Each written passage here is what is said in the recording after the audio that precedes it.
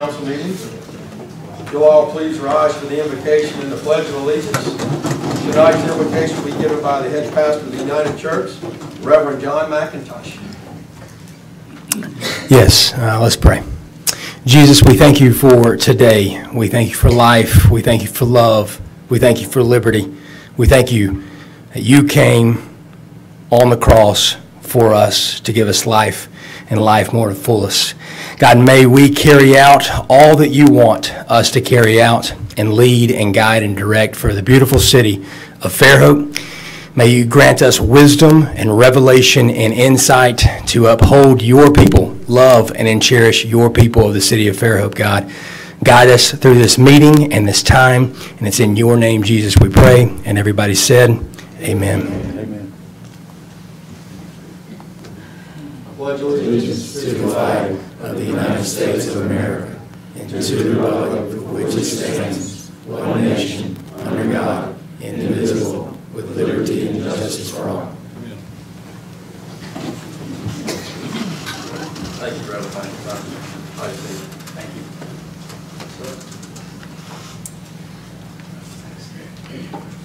Can you hear me okay out there? I feel like my mic's not on. Can we turn this up, Jeff? Yeah.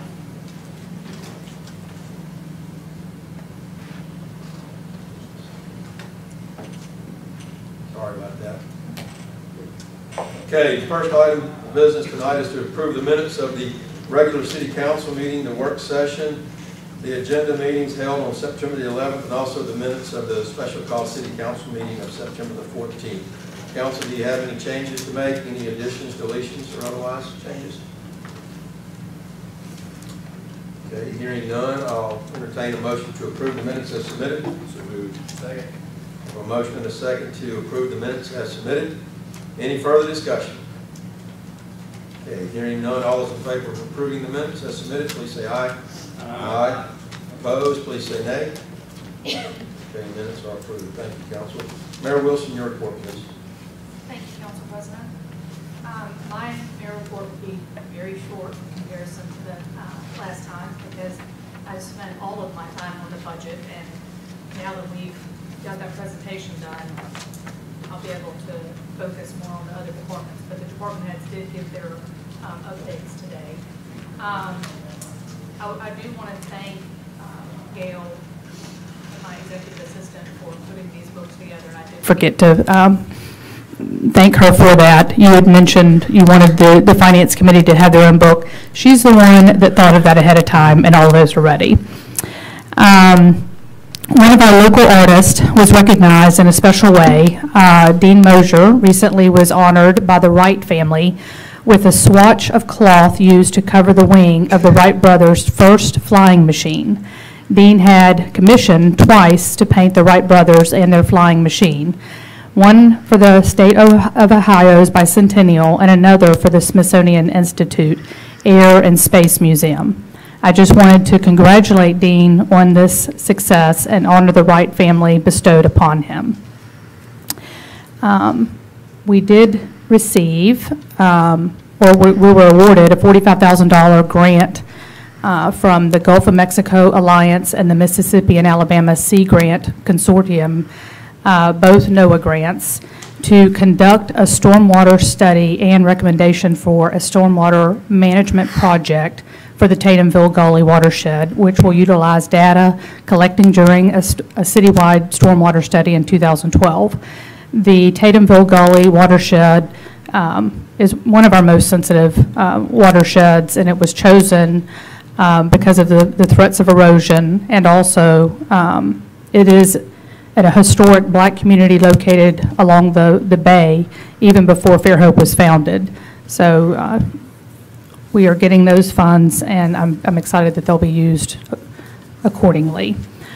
The results of the study will be used to design and treat other watersheds. And then lastly, I already deleted it because one of the department heads already mentioned it, and it was the ACE program. They talked about that in their last department head meeting Friday. So thank you for that update, Sherry Lee. And that's it. Thank you. Thank you, Mayor Wilson.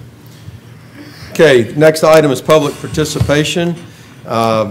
These are for agenda items only, so we have removed item 7 from the agenda. 5 and 6 are public hearings. So if you would like to speak to items 8 through 20, if you'll please come forward and state your name and address for the record.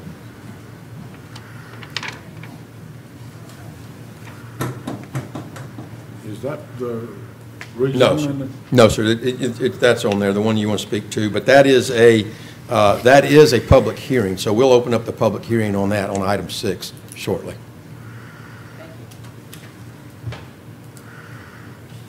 Anybody else for items 8 through 20? And thank you for asking, sir.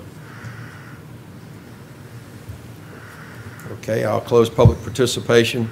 Remember that you will have an opportunity to speak during the public hearings, and also at the end of tonight's meeting, we'll have another public participation for any other business you want to bring before the council. Council comments. Councilman Robinson? Yes, sir. Thank you, Council President. I just want to mention we had the coastal cleanup 2 Saturdays ago. I want to thank the recycling committee, Nancy Anderson especially. She did a great job with that. Dale Linder, I didn't see him today, but he was down there. It was a great job, great turnout. Thank you, Paige, for all you did down there. I saw the mayor down there. I'm sure the rest of the council was out there picking up trash. I just didn't see them at the pier. But thank you all for all you did on that day also. But that's it, and that's all I got. Thank you. Councilman Conyers? All right, I got a couple announcements. One is this Saturday, Eastern Shore Repertory Theater is performing their Circus of Dreams. That's going to be at Belisare Gardens in Loxley on County Road 49. You can purchase tickets at easternshorerep.org. It's going to be a great event. That's 6:30 Saturday night. I know there's a couple ball games, but you can DVR the games, go back and watch them commercial-free later. Next, the following Saturday is Thief's Fantasy of the Arts event right here at the Civic Center, and that's going to be chaired this year by Amy Holloman and Stephanie Williamson, and it's going to be an evening in the Big Easy. So they've got a lot of great things planned. Don't want to miss that event either. And lastly, just wanted to thank Deborah Smith for all her hard work as treasurer. You will be missed. You've done a great job, and I know you're down to just the final few days, but we appreciate your service.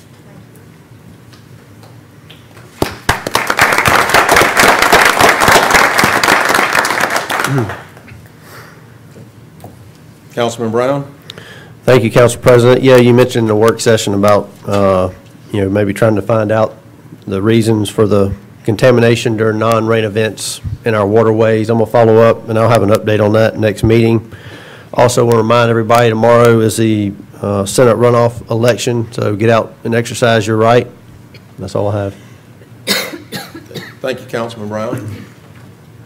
I have a couple of things just to follow up, and on my council comments, I was going to speak to those bacteria counts that we had seen in Fly Creek, and I do have the numbers. Thanks for the clerk to getting them between the work session and this meeting. This was sent on September the 2nd. There were bacteria counts upstream of the Woodlands lift station of 866, downstream of the Woodlands lift station of 259. At a private residence on Seacliff Drive, it was 1,120. At 17 Turtles there on Fly Creek, it was 2,420.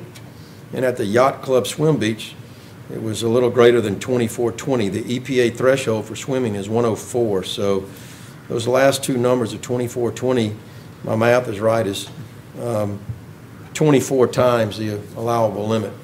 And that's what I'm saying. We've got to find out. If I recall, this was during a dry time. This was not after a spill or a rain event. And I think we owe it to the citizens to try to discover what the source of this is. And that's not to incriminate anybody. We may find out it's natural, maybe a natural causes, it may not be. But we need to do some DNA sampling and find out what's going on, and we need to do it yesterday. Last but not least, I want to congratulate the Fairhope High School football team. I can't believe y'all let it get to me without saying this. Well, I saved it for you. Thank you. For beating Daphne, our arch rival, Friday night in overtime. It was a pretty outstanding game if you didn't hear about it. But, yeah, it was a hard-fought game, and Fairhope won 20-17. And the first possession, the first play of our possession in overtime. So congratulations to the football team. The swim team has a meet tomorrow evening at the Fairhope Rec Center, so everybody come out and support the swim team. And I'm probably forgetting a lot of other extracurricular activities, but so I apologize to those parents that I'm leaving out, but I do know of those two events. With that, I'll close council comments and move to item 5, which is a public hearing. This is regarding an ordinance to amend zoning ordinance number 1253.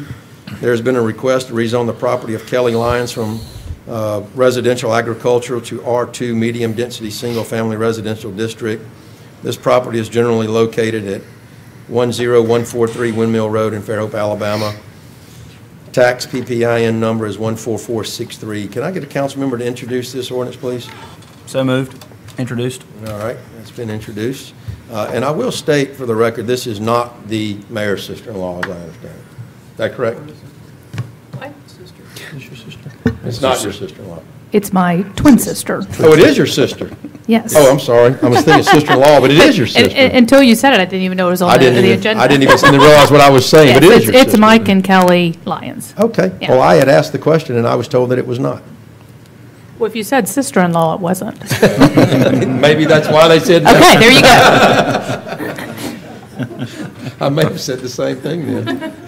Wayne? Thank you, Mr. Council President. This is a rezoning. It is located at Windmill Road, which is just east of 104 out by the Walmart. The request is to rezone the property from RA, which it is right now RA Agricultural District, to R2 medium density residential. The lot size, it's about 46,960 square feet. This was heard by the Planning Commission. It was also recommended by approval by the Planning Commission. They also had a concurrent division of property into 2 lots, which is 26,790 square feet and 20,179 square feet. That is contingent upon the rezoning passing. Staff has reviewed this and the subdivision as well. We recommend approval of the rezoning. And again, the Planning Commission also approved the subdivision contingent upon this rezoning tonight, but staff does recommend approval.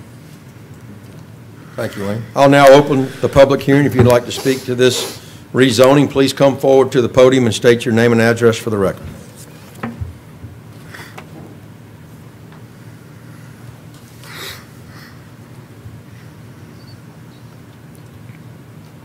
My name's Larry Smith. I represent the applicant on this. The address is 968 Whittier Street. I'm just here if y'all have any questions, or if the public has any questions, I'll be glad to answer. Other than that, I'll be seated and wait. The hearing's still open. Does anyone like to speak to this matter?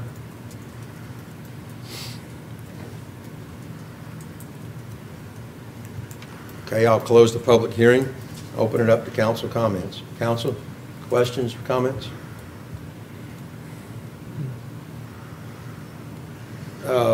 Mr. Smith, I have a question for you. Yes, sir. The rezoning it to R2, you said they want to divide this into 2 parcels of over 20,000 square foot each. Correct. R2 allows lots of 10,000 square feet. What's to prevent this from being further subdivided and going from 1 lot to now 4 lots? The lack of sewer availability is why we had to do the 20,000 square foot threshold. The closest sewer was, I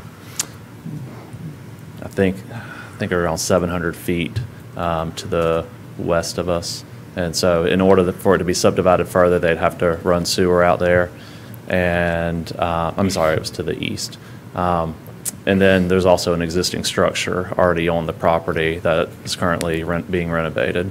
And so that's one of the other things that kept us within that threshold. And we'd have to come, we have to come back before the Planning Commission if they wanted to divide it further.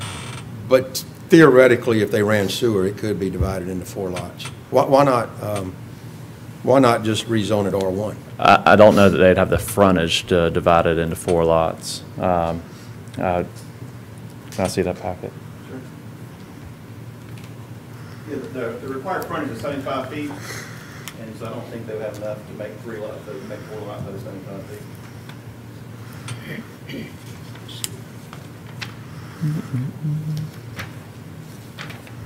And all this is, of course, just going to density.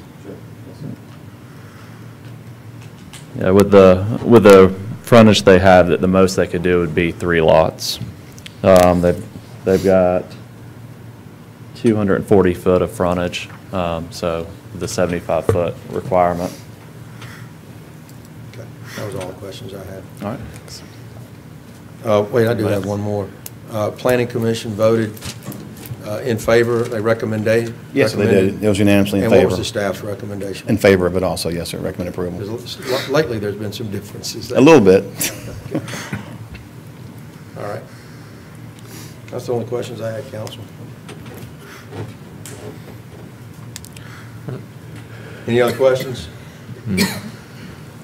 Okay, Council, my recommendation is unless there's some dire need, that we let this lay over for final adoption until the next meeting. You okay with that? Okay. All right. We'll move on to item 6. Item 6 is a public hearing.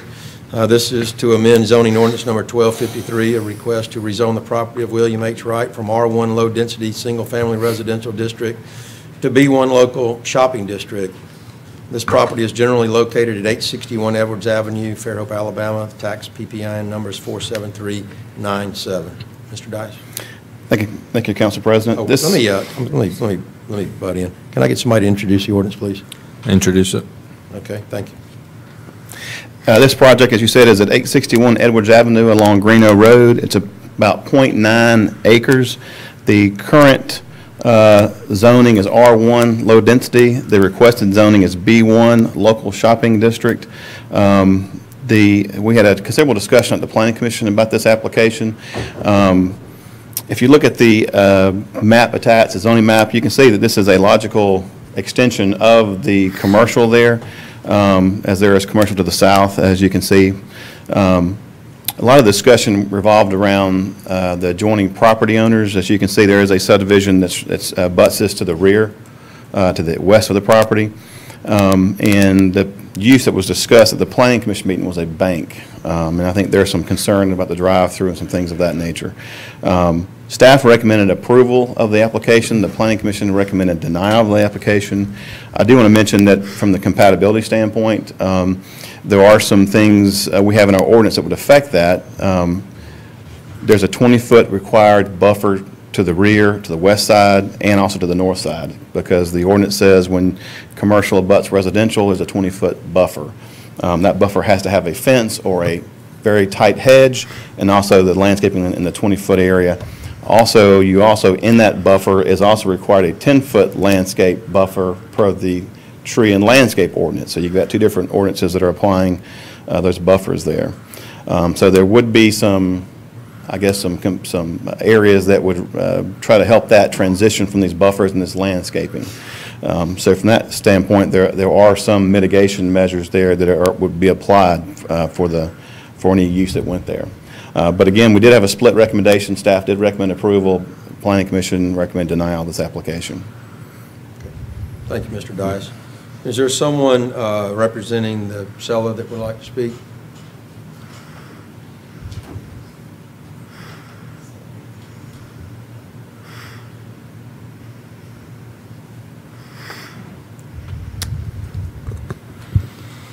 Again, my name is Larry Smith. I'm representing the applicant on this. We also have other representation here as well.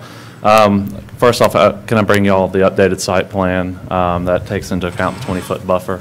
May I approach with that? Please. Thank you.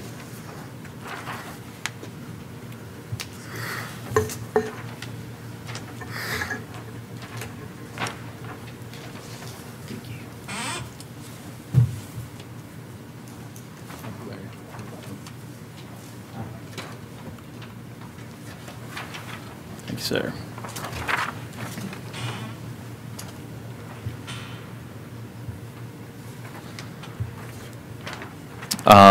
Want to start off by kind of discussing the current zoning makeup, we originally, when we were looking at it, we thought about B4. In discussions with Wayne on the project, he pointed out that if you read the zoning ordinance, the way it is stated, there's not a specific use designated for bank under a B4. The only place you find the reference to B4 is within the general personal services category, and that is listed under a B1 zoning. So that's why we went with the request for the B1 zoning. If you look throughout town, we do have banks on B4 currently. Regions Bank is B4. Citizens Bank on Greeno is B4. In this area directly across from us, there's current land owned. It hasn't, a building permit hasn't been issued, but land is owned by a bank that's looking to develop within a PUD, but they also back up to a residential. So this corner at Edwards has kind of become a bank corner. And then we also have the Myrick Agency building that's also on that corner. You know, we've got the buffers shown here. Wayne had discussed a 20-foot on the rear, and I sent an email and gotten a clarification, and we might just need to revisit that with Wayne on whether the 10 or the 20, because the way the 20-foot buffer read was 20-foot or a fence, but then there was the 10-foot, and so he said the 10-foot would be, but we can talk about that and make sure we get the correct buffer shown there. But we have the buffers that we understood shown on the site plan. And I know everybody likes the idea of residential in Greeno, but it's just not conducive. It's going commercial B1. It doesn't allow fast food. There's not drive-throughs allowed on it. I mean, I can kind of go over what the uses are if y'all want me to. I'm guessing y'all probably already know them. We know, but go over them again. Go over them? Okay. We'll forget some of them. I'm going to skip past the Civic and get to what everybody's worried about. Under retail, it's grocery. I don't think the site's big enough to handle grocery, but grocery, general merchandise, and these are the ones allowed by right. I'll go back to the special use. General personal services, which I discussed earlier, is what the bank falls under the definitions. And indoor recreation, and then dry cleaner, laundry. Under the permitted only on appeal and subject to special conditions is automobile service station, nursing home, clinic, daycare, and restaurant. And again, those are only on appeal and under special conditions and subject to special conditions. So those are the uses that are allowed in the B1. A lot of times when people hear B1, they think that that's the most lenient, allowing you the most development, which isn't the way that this our zoning ordinance is. It isn't. B2 allows more than B1. And so I think we've got a site plan that works for the client. We respectfully request, we respect the Planning Commission's decision, but when you look at what's going on in that corner and going up and down Greeno, I think this is a use that would be softer than other things that could potentially come down the future. So, Mr. Smith. Yes. We're going to have this discussion in a few minutes, and I know some things that I'm going to bring up myself. So will you go ahead, and there's some caveats, obviously. Will you go ahead and read the permitted uses of R4? I'm sorry, B4? B4, yes. Because you did state that there are several banks in the city that are on B4. Yes. Just give me a second to find my notes again. And it's complicated. All right, B4. Do you want me to skip down to the retail and service? Okay. Under B4, you have grocery, which is the same as B1. You have general merchandise. Oh, let me make sure I'm not getting my lines mixed up. I don't want to mislead y'all. That might be mixed up. Yeah. B4. I'm sorry. Scratch the first thing I said. Under retail, there are no B4 uses. Under service, there is only one, which is a boarding house and dormitory. under office is general office, professional office, home occupation. And that matches the B1 description. Do you want special condition and appeals? Yeah, I think, yeah, it's All right. always a possibility. All right. We don't know who's going to be here. Under B4, under service, permitted only on appeal and subject to special conditions is nursing home, outdoor recreation facility, daycare, mortuary or funeral home, and we already said boarding house or dormitory is allowed by right. And then under manufacturing, which I didn't read last time, but that's limited. It's under special, permit on special appeal. Okay. All right. Thank you. Any questions for Wayne or for the applicant? We'll have another time to discuss this as well. We'll have the public hearing. Okay. We're going to open the public hearing. You want to speak to this rezoning request, please come forward and state your name and address for the record. Good evening. I'm Elmer Vick. I live at 102 Ingleside Terrace Circle, which is behind the property that's requested rezoned. My biggest concern is the traffic coming out on Edwards.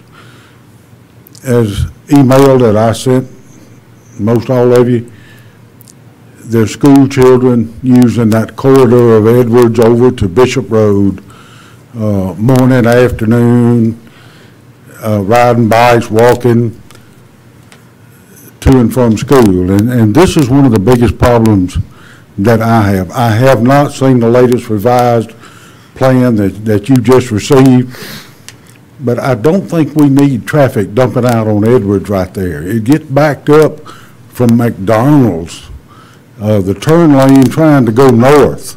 Traffic going north, people coming out of McDonald's, they back up in that turn lane. People that use Edwards, like I do, can't get across. But, you know, we can live with that. My concern is the school children using that as a corridor, and afternoons and during the day, those that do not attend school or homeschool are out there playing, getting exercise outside. I just don't think we need that much more traffic on Edwards. There's no sidewalks. It's a narrow street. So I'd appreciate not rezoning this property to where the traffic is going to be dumped onto Edwards. Thank you very much. Thank you, Mr. Vick.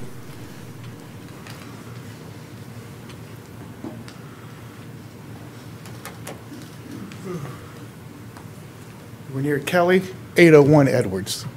I obviously agree with everything he said. The traffic there is just disastrous at first, but I did a little research today on banks. Within a half a mile of that location, we already have 11 banks.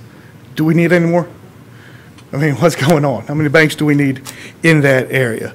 There's 11 empty spaces that a bank could go in and 6 properties for sale zoned commercial that another bank could go in. We just don't need it on that side of the road. Kids are running up and down. New father of twins. Traffic there is just disastrous. I mean, we just don't need it. I mean, just common sense. That's all I ask. Common sense. Thanks. Thank you.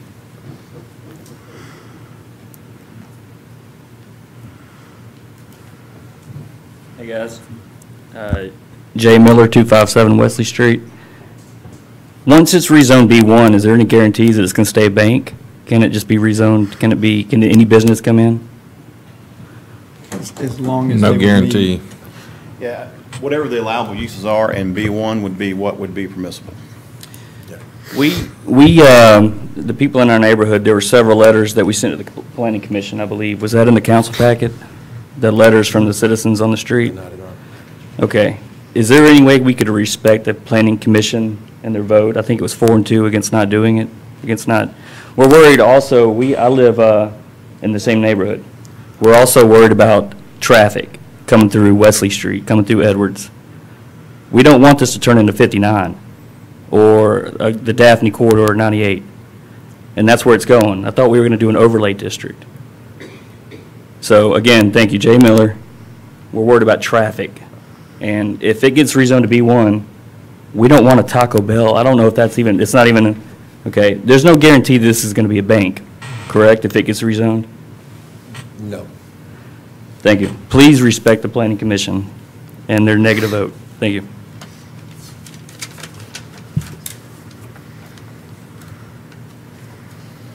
Anyone else?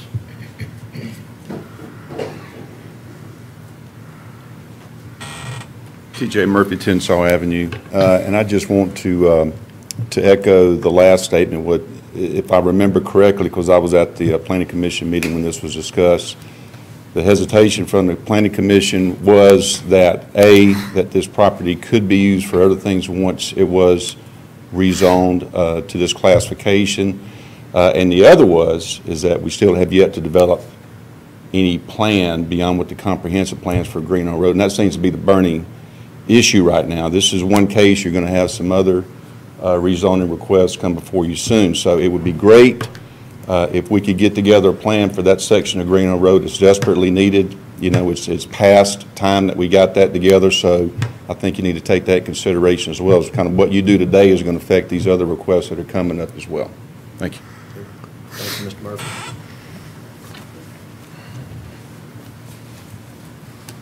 Anyone else?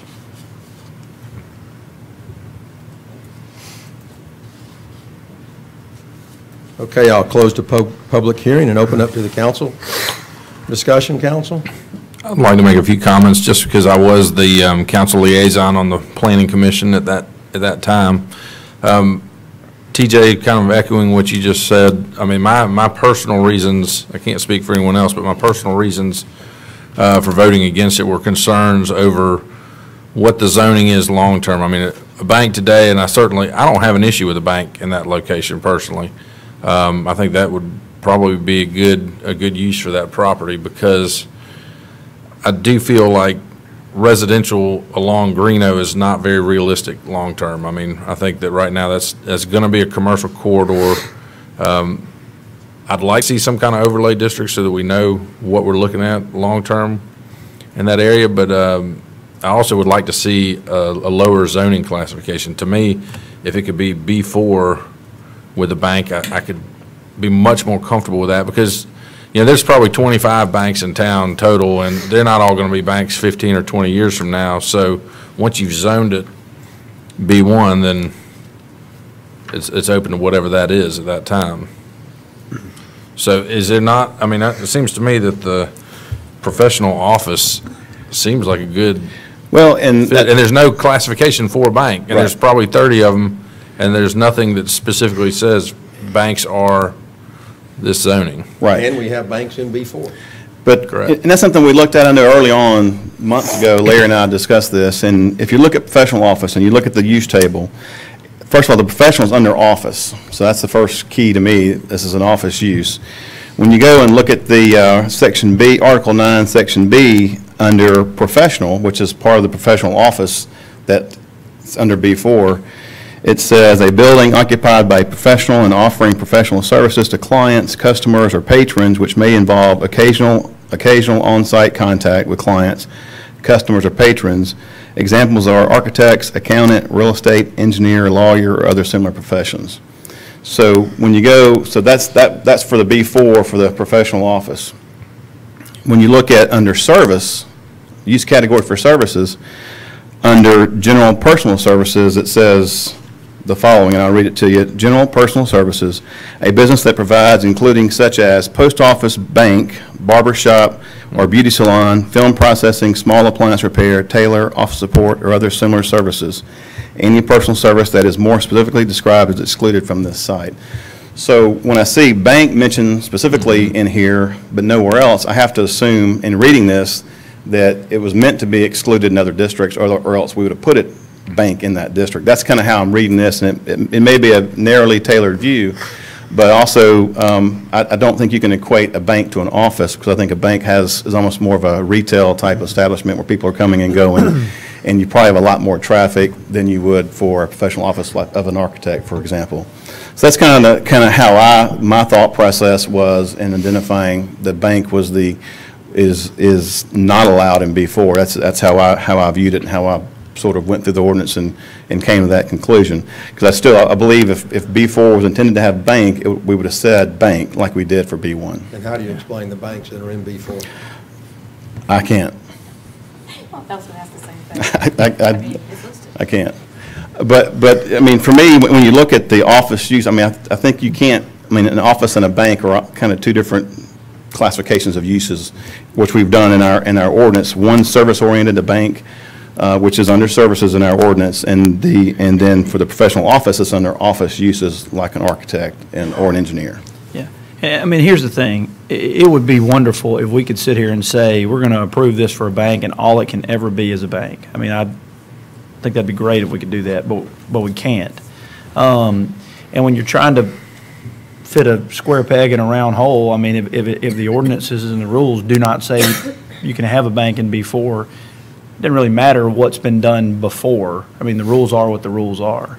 And there are things under B1 and B4 that might be objectionable. I mean, instead of a bank, under B4, they can put a nursing home there. Is that better or worse than a bank? You know, there are things under B1, well, I think one of the things you said is a tailor. I don't know if anybody have a problem if they put a tailor right there. You know, but you can't, there's no way, and to answer your question, there is no way we can guarantee, or anybody can guarantee, what's going to be there in 10 years. There's no way to know that. A different council, a different planning commission, they can approve it to be rezoned later on. There's just no way to guarantee that anything that we approve or disapprove is going to be there long term. If I could add too, we don't take this lightly. We try to do this as professionally and as thoroughly as we can. I wish I could say today that yes, a bank could go into B4. I just don't read it that way, and so it'd be an easy way to solve the problem. I don't see. I have a different viewpoint on that. I believe.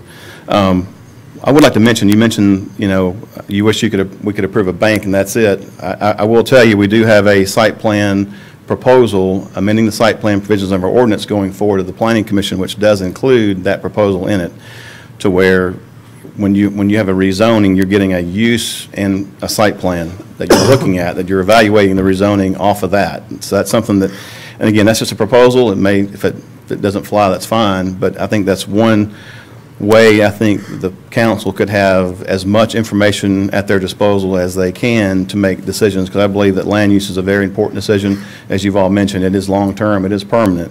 And I think that's just a simple measure we could do to ensure that what you're approving is what you're getting. So it won't change over time. So that's coming up. If that helps any, Sure. that is a proposal we're talking about the Planning Commission. Does that mean, under what you just described, Wayne, that if the use carried along with the property, that if someone was to purchase that property and try to change it from a bank to whatever else, that they'd have to come in front of the council again to get that approved? Change of use? That's correct. That's the current proposal we have going forward. Yeah, but there's no guarantee that future councils, future economic conditions, future whatever. Sure. There's never a guarantee. That's what That's I'm right. saying. There's not a guarantee if you say no today. 100% I mean- guarantee. Things do change. That's true. Absolutely. All right, council. Can I ask a question real quick about was it the zoning that says post office or bank?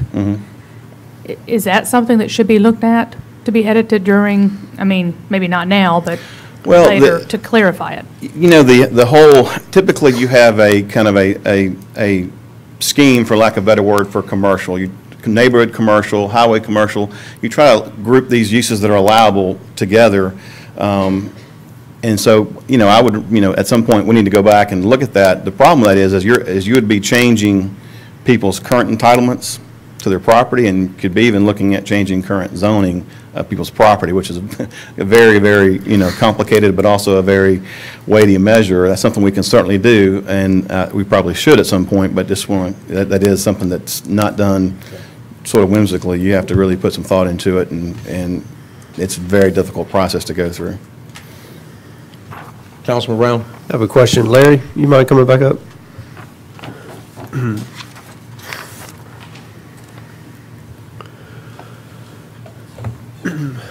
Doesn't AlDOT have restrictions on where you can put entrances next to intersections?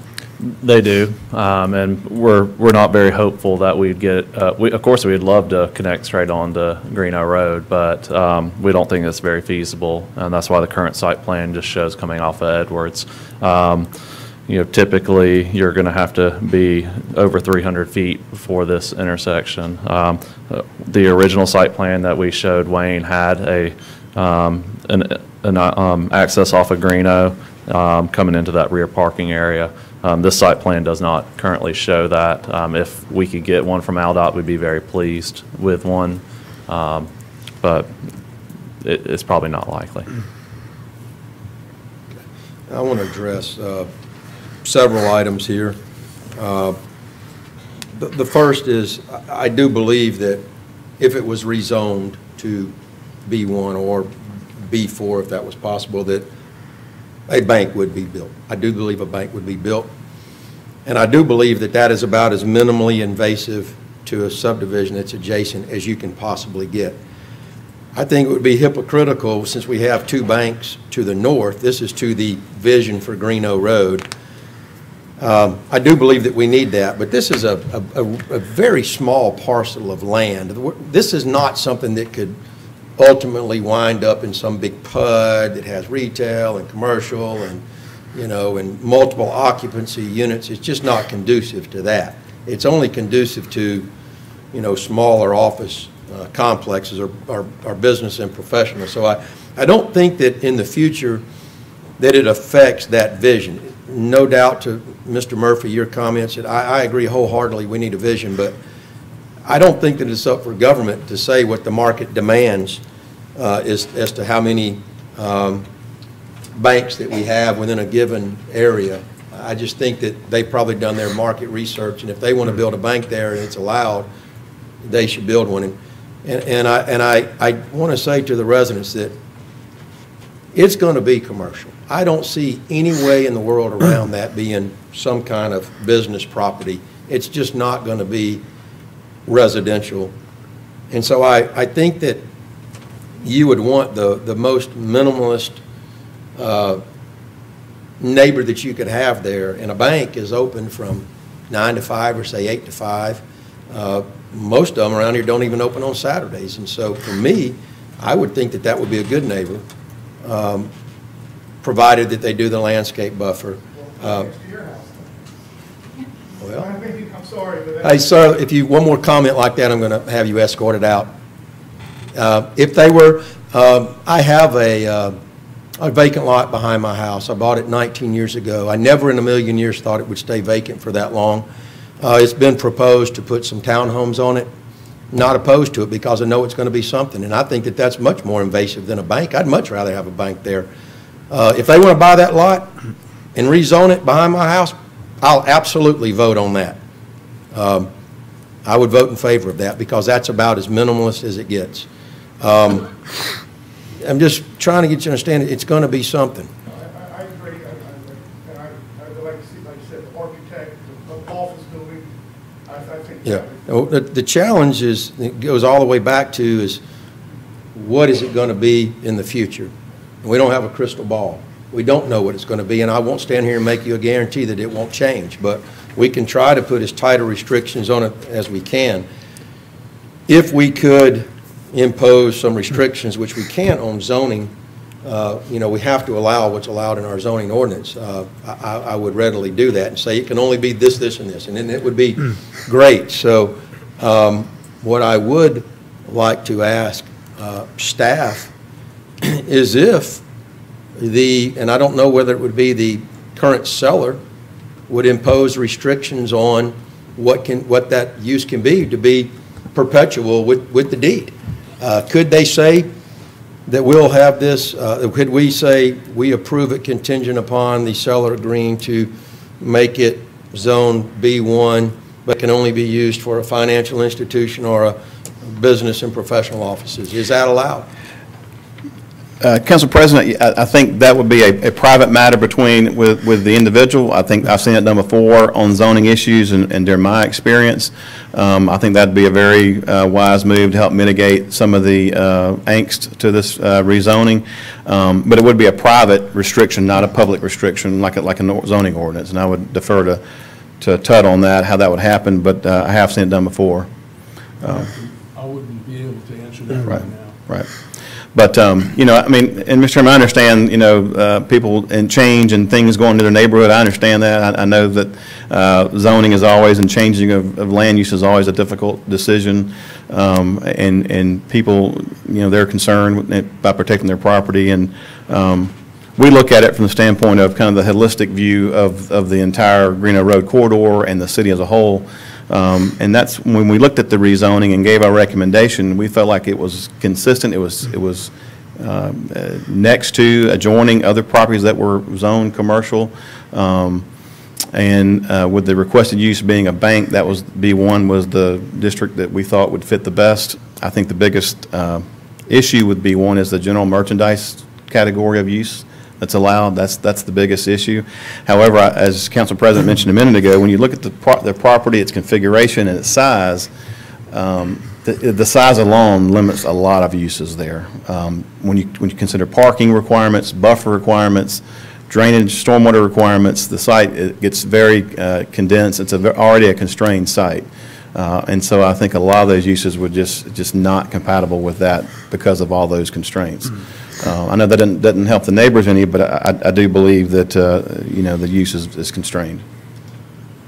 Mr. Smith, I don't know if you can speak for the applicant, but do you think that self-imposed restrictions are a possibility? And I don't even know that you're obligated to answer that. You can say, that's none of your business. You can say that, but I'm going to ask the question anyway because I like where we're going with the city and that we need to get site plans before we rezone. I've complained about that for years.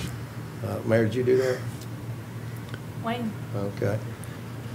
suggested it. All right. Well, I think that's a good idea, but do you think there's any possibility that could happen? I mean, we're going to probably table this like we did the last change, you know, until the next meeting. I don't think we're going to take a vote tonight. So is there any possibility of that occurring? We'll have to have the discussions, and maybe we can have an answer between now and the next meeting. It's not something I was prepared to speak on. I have a representative for the seller here, but I don't know that she could even speak to that, so without getting permission. So, Okay. so maybe we can get an answer for you. Okay. I have heard from others that said that they would consider. They didn't make a promise either, but. Yeah. Okay. Anything else, council? Yeah, I said I was finished. I wasn't finished quite yet. Yeah, also back to your comments and TJ's as well. You know, this Greeno turned into a commercial corridor has left the station, and this is one of two projects that's about to come before council to rezone. And I would encourage the mayor and staff to get some kind of pre-zoning, form-based, whatever. I don't have the answers, but that's what I'm looking to our staff for, to come up with a plan so before every meeting we get a rezoning presented before us, and next thing we know, we have no idea what Greeno Road looks like, and to me, that needs to be protected.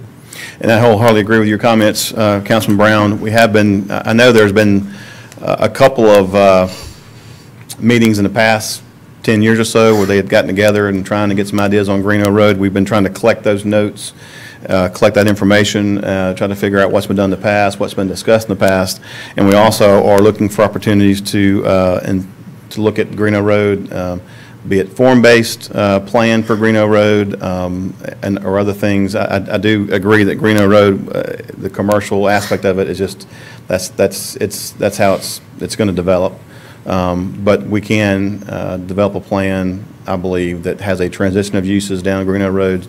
Obviously, the main intersection at Fairhope Avenue and Greeno would be the most heavily developed area that fits in with our sort of our village concept we have with the city of Fairhope. But as you move away from the center of that, the village center, you start having a cascading of uses to a little lower more of a professional office and banks and things like that. So we are looking at that. We hope to bring something back. That's again, you know, when you're talking about changing requirements and ordinances, that's a very weighty matter, and it has a big impact on people. So we're going to try to do it the best way we can. We are cognizant of the fact that there are other rezonings that are coming. Time is of the essence from that regard, but we want to be as thorough as we can, at the same time being as quick and efficient as we can be getting it approved. I wanted to go back. I did forget. Go ahead, Ron. There was one thing I was going to comment on the traffic, and I think that AlDOT may ultimately speak to that and trump us. But I've banked with Centennial Bank, just north of there. Actually, still have an account there, and I bank with Trustmark Bank. And I'm telling you, I go in there.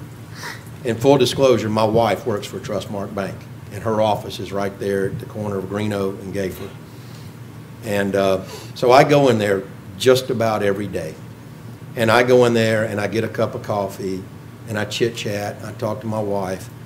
And I can tell you that it is just not, you know, there's just not an influx of people in and out. And there wasn't at Centennial. There's just not a lot of turnover at those banks. And in fact, you'd be surprised at how little coming and going there is. I would just encourage you to go there. Just park in the parking lot one day for 15 minutes and see who comes and goes. There's just not. They're all downtown at Jimmy's Bank. They're all at M&M Bank, Jimmy says. Exactly. Exactly. So I pay attention when these things come up. I really try to pay attention to how much traffic.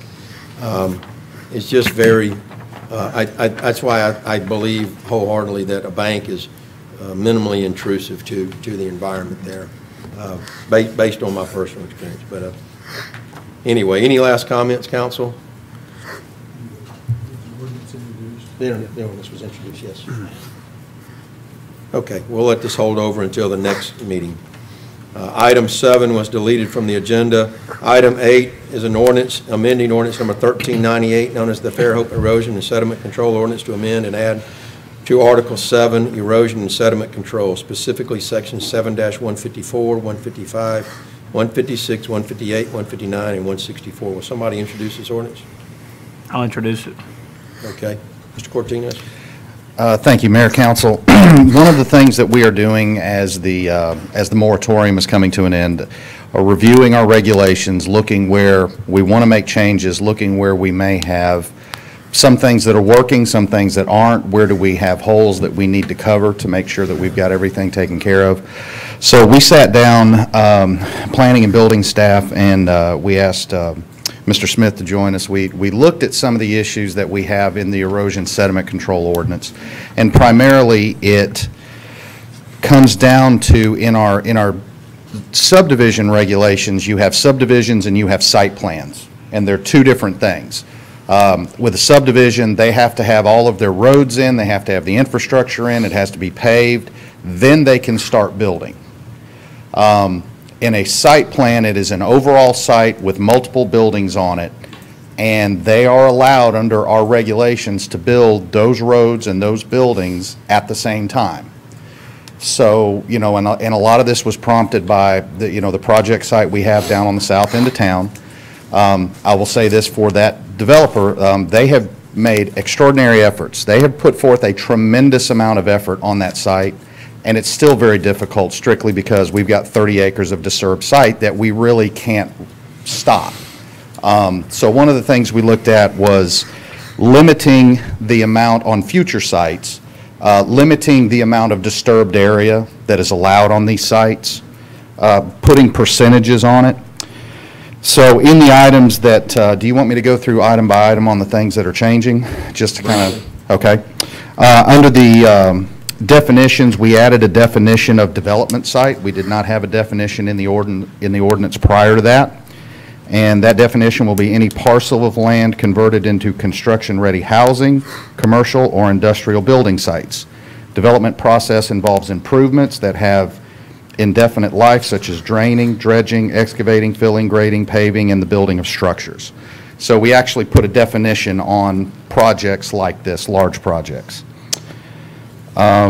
Some of the amendments that we had put in were requirements to the erosion control plan submittals, providing information for if we have to send that out for a third-party review, that the applicant can be responsible or will be responsible for the cost of that third-party review. That would be under 7156 under the erosion sediment control plan. If you go to section 158 for design requirements, we put language in there limiting the amount of disturbed land that is allowed on site. We limited it to 20 feet past the footprint of the proposed structure, no more than 20 feet past the curb and gutter location for work in the right-of-ways. There are a couple, we did have some questions looking at that as to whether or not those distances may create an issue with something becoming unbuildable because they don't have enough work realistically to work in that area. So we've discussed that, and we're talking about a couple of those issues. Further down, in the case of site plan projects with multiple buildings, no more than one phase may be under construction at one time. Multiple buildings within a phase may be constructed at the same time. However, for each phase, no more than 30% of the total land area for that phase may be cleared or permits for structure issued at any one time. 30% total is inclusive of building pads, roads, right-of-ways, and other disturbed portions of the site. If the overall site plan is not phased or intended to be constructed at the same time, no more than 25% of the total site may be disturbed at any one time. So further down, we put in the erosion control, we put some stabilization requirements. Just to interrupt you Yes, real sir. quick. Sorry. My percentages that I'm looking at are different than the ones you Okay. just read. What have you got? Because the percentages we had, and I'm sorry, I drove Lisa crazy last week. I'm trying to get showing, this together. 50% of the total land area and 35% of the total site. Okay. This was, and I printed this off of the first issue we had. That was what was discussed afterwards, of being able to allow someone a workable amount Okay. and still limit the overall amount. So those were the percentages that we did put in, and I'm sorry, I didn't realize we got those in. Thank you, Lisa, appreciate that. Under the stabilization requirements, you know, before the ordinance had listed the applicant may choose to vegetate a site, we took may choose out and put will. Applicants will vegetate the sites, have vegetative cover either partially or wholly cleared or removed from the development site. They have 10 days to get it revegetated and get it seeded and mulched or get it somehow stabilized so that we don't have a lot of disturbed area available. And we further just define what some of the vegetative erosion control measures are. One of the things, if you look at that section B9 under 158, if multiple buildings are under construction simultaneously, full stabilization with either sod or aggregate base on all disturbed areas will be required prior to the issuance of multiple building permits. And what that means is if someone does want to go in and they want to build 15 or 20 buildings at a time, they can do that. But they're going to have, our intention is to have them install either a rock base or a solid maintained vegetative cover over that area so that we don't have 20 buildings worth of disturbed area. We've solidified and covered some of the other areas so that we don't have an entire site torn up. Construction site access, I did put some language in there because prior it did not reference any ALDOT specifications. One of the things we did talk about was whereas now under site plans they can build the roads and the buildings at the same time and essentially have 30 acres of disturbed land, we're going to require the builders to rock base those roads. They can't just have dirt because there are days now, particularly with the site on the south end of town, we're having to take four-wheel drive vehicles in there because there's no other way in and out. It's the only way you can get there. If we had rock base down on those roadways, it would cut down significantly on the amount of turbid water that is leaving that site in these heavy rains that they really can't control. It's not due to a lack of effort on their part, it's just the total mass of disturbed area that they're trying to deal with. Some of the other things is we refer back to the Alabama Handbook for Erosion and Sediment Control. Common areas such as detention basins shall be sodded upon final inspection. Previously, they were allowed to seed and mulch, and it was always a battle when they did that to try to get a solid vegetative cover because it just wouldn't grow. Depends on what time of year it is, how much rain they get. So we put a requirement in there to sod that.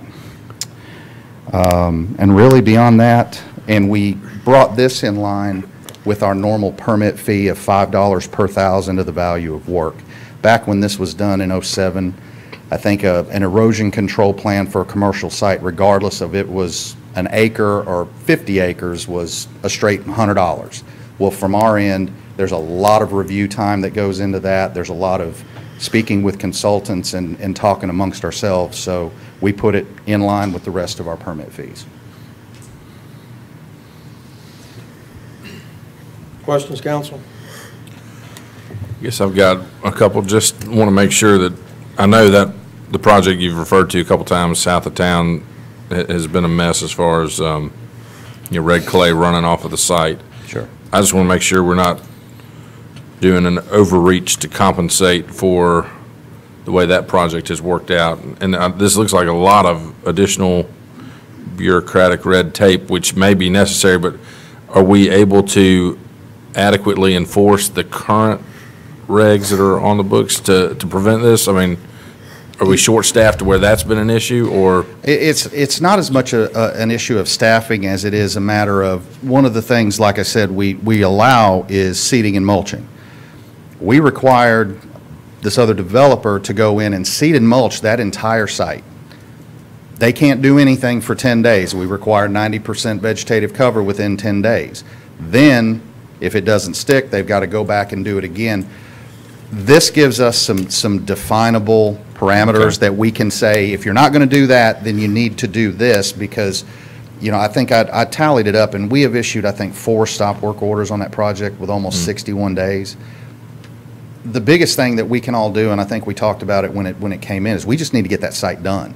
It's not going to get better until it gets done, but we're continuing to shut them down because they can't get the grass to grow. And when they do get rain, they get a ton of rain, and then we don't have rain.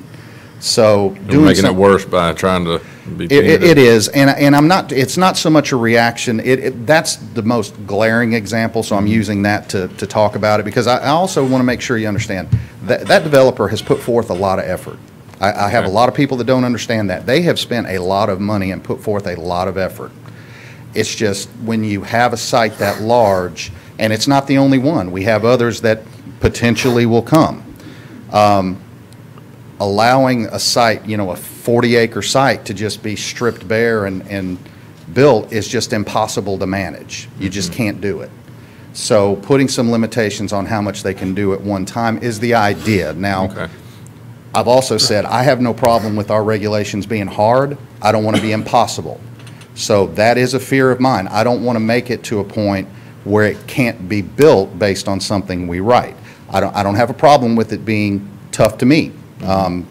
We choose to do things the way we do things, and I don't have an issue with that. But that's been my biggest concern putting all this together. Where do you feel like you landed on that spectrum? Well, with the 50% and the 30%, I mean, it's going to be tough. I mean, they're going to have to put forth a tremendous amount of effort, and there's going to be some costs they're going to have to put out if they're having to aggregate rock base all these roads. But they can do it. It can be done, unless, I'm going to ask Robert as a builder to give me your opinion, see what you think. Yeah, I mean, some of this I certainly agree with, and some of it, to Jimmy's point, is just more red tape. The 50%, who's going to determine the 50%? If somebody goes out there for an inspection, they're going to look around and say, well, stop work order looks like you're at 60%. Sure. And then we're going to get somebody to go out there and verify. It's just, to me, I put it kind of in the LID technique. It all sounded good. Maybe one project spurred that LID to be implemented. You got to have 10. Now we accept 4 of the 10. Why do you do that? Well, that's all they can achieve. Right. So, certain projects, well, he needed to disturb 75 to put in his utilities. Otherwise, he couldn't put in his utilities. Sure. So, And to me, yeah. it's a little bit of overreaction because it's one project. And to say this, that, like I said, that's the prime example that I can use, and I hate to keep saying that, but we have other projects possibly on the horizon that potentially could have even more of an issue trying to I want to control. mention something too, Yes, ma'am. that this is more about process. I mean, we can, if we need to make it more lenient, that's fine, but I think the developer would have appreciated knowing this too if it prevented all of the stormwater, because it ended up costing him a lot more money in the end on something that could have been prevented. I mean, we have to always keep in mind that we are the rainiest city in the country, and with that in mind, there's certain processes developers here are going to have to do differently than they would somewhere else, because it is affecting the neighboring communities in a big way. If you would like to take the opportunity for us to vet this with some others, I have no problem doing that. The biggest thing is I would like to vet this, let's figure this out, and let's go on ahead and get something done. You know, like I said, we have a lot of things happening. I mean, Right. we have a lot of things coming in our office on a daily basis, and it's, I would like to get this taken care of sooner rather than later. Well, and I guess kind of going back to the subdivision regulations, they require, like you said, the streets to be in and. Right. And infrastructure, why couldn't we go along similar lines? Well, and that's, I'm going to let Wayne speak to the logistics of changing that. To me, the easier way to address it is in this standalone ordinance, because this is something that would apply to everybody. This is not going to apply to subdivisions because they do it already. This Right, is, but I hear what you're saying, but there's also, you can go down there and ask one person, they say, well, you fall under this, and you ask somebody else, and they say, well, you fall under this, well, we'll get back with you. Hold on. yes, sir. We'll get to you. Okay. Wait to be recognized. Anybody else have any questions? Well, because there may be more questions you have to answer.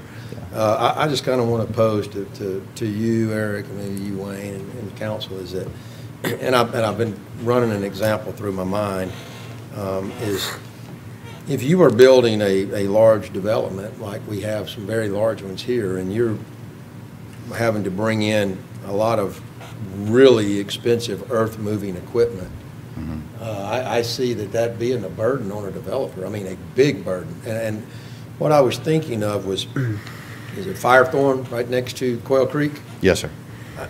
I don't know what those I don't know what those cost a day to run, but the graders that they had running out there and building those roads, and they built those all over that property. Sure. And they're going to probably put roads in, but they're going to develop that probably in phases. Sure. And so, does that mean that they couldn't cut those roads? And if they have to send those graders home and then bring them back, Right. send them home and bring them back, Well, it's pretty upset people. And I'm going to ask Wayne to correct me if I misspeak, but in the instance you're talking about, that is a subdivision. So, and they do it in phases, and they have to disturb the roadways and then pave and finish those roadways. So, and they don't get building permits to start building 50 houses until those roads are in, the area stabilized, and we've inspected it. Aside from the distances that we put in here about how far you could clear off the back of the curb or around the building pad, this is really not going, I don't think it's going to affect projects like that. This, by defining development site and putting the language in, which we have never had a definition in there of a large development site, it prevents 55 buildings and however many thousand linear feet of roadway all being put in at the same time, and essentially making a site almost unmanageable from a erosion and turbidity issue. I mean, when we get a heavy rain like we always get, and some of them are, real deluges, there's really not much they can do. So that was the goal, and the language in here I think is specific to it. If I'm mistaken, I apologize, but in thinking back to the changes we made, that's where it's primarily going to fall, because it was never covered before. So the roads, would it be included in the calculations? Yes, and if they, but what it also states in here is if they put, which they can put an aggregate base down as their base for the road anyway. It's not like they're bringing it in and then having to haul it back out. In your opinion, you think an aggregate road would do any good? I mean, with as much water as coming off that site? I do. I do. I'm going to ask Larry's opinion, yeah. I mean, it'll substantially, because, yeah, I mean, one of the things you see on different sites, and not just a bunch of different sites, is you'll see channels through a lot of these roadways when we get a heavy rain, and it's just carrying all that silt down. It will help prevent that. So, on the, you mentioned the clearing of the 20-foot around a structure. Yes, sir. Can you even turn a bulldozer around? You can't, well, yes, and that's one of the things we talked about. I mean, yeah, you can turn a lull around in 20 feet. Now, if we want to extend that to 30 feet, which was something we talked about, to give some additional area for laydown of material and being able to turn a lull around, then you can. Or they can rock base it and then they don't have to. They can take it as, it's considered stabilized if they put down an aggregate base. So that would give them that option. If they don't want to limit it to 20 feet, you stabilize it and you're taken care of. Wayne, you want to ask?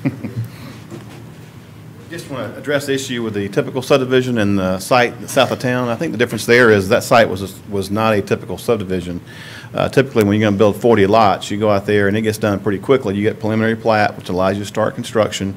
And you go and you put your drainage in, your roads in. It gets done very, very quickly. It's not that big of an issue. I think south of town, the problem is it was not a typical subdivision, did not require roads to get building permits. They've got a big open site and they've got 10, 15 buildings under construction at one point in time, trucks coming and going, and just it's turned into a bit of a mess. But it was not the typical subdivision. I think that we're worried about with that. But if that project had similar guidelines as a subdivision, if the streets were required to be put in, I think we would avoid a lot of this.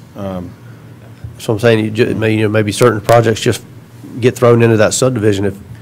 Well, and that site is not a subdivision. I understand. I understand that, but I'm just saying technicality. When they go in and apply and they've got 50 units that are rentals, I understand it's not a subdivision, but because of the concept of the plan, it does get thrown into the subdivision guidelines. So what your suggestion is, we may want to mirror the typical subdivision requirements. We're putting streets in. Right. Prior to rather than trying to recreate the wheel for this one certain project, if we don't, and maybe we need to tighten up the subdivision guidelines, but don't go recreate the wheel because it's one project. And I want you to understand, we are not recreating, I'm using that as the example because that's the biggest example. But we have other things coming down the pipe. I understand. And so it is that type of site that we're trying to address, okay? Because we've never had that problem before. To my knowledge, I don't think we've ever had a development like that in town that's that big and has that much going on at one time. I certainly can't think of one. And we're not going to allow any more of that, right, Wayne?